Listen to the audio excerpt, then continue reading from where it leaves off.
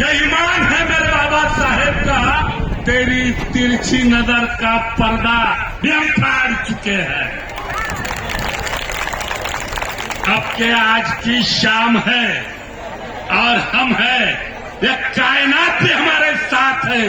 तेरी जुर्रत नहीं कि तू बरस सके और तेरी औकात नहीं कि तू हमें भिगा सके, क्योंकि यहां पे माता रमाई जयंती उत्सव और माता रमाई की खानदान से, बाबा साहेब के लहू के खानदान से ये जो मजमा आके बैठा है, ये मजमा तुझे रोकने के लिए काफी है।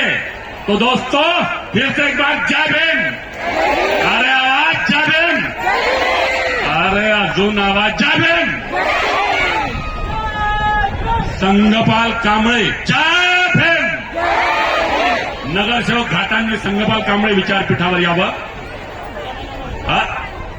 पायलताई संगपाल कांबळे यांनी सुद्धा विचारपीठावर यावं। शांतीदूत मुळे साहेब यांनी सुद्धा विचारपीठावर यावं।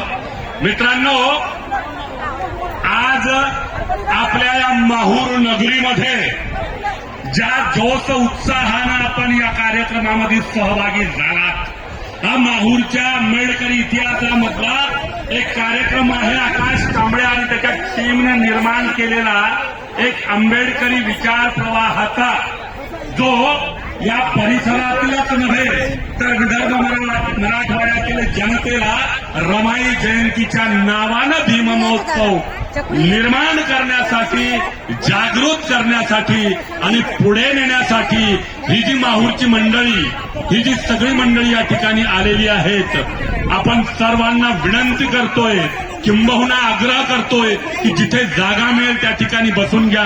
माझ्या महिला भगिनींचं या ठिकाणी अतिशय उपस्थिती दिसते आहे, मी त्यांचं अभिनंदन करतोय आणि उत्तम कानिंदे सरांना विनंती करतोय की कार्यक्रम पुढे न्यावा।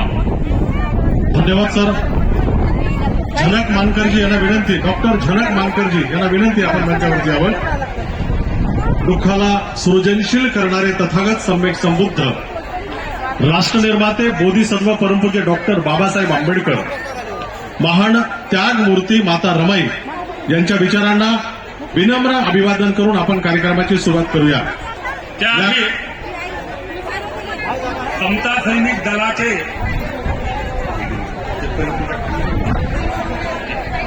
त्याआधी एक सूचना आहे। कविता वर्मा माहूर ही मुलगी पूनम मनोज वर्मा सोबत आली होती, त्या दोघी या स्टेजच्या बाजूला या आणि यानंतर हरवून जाऊ नका।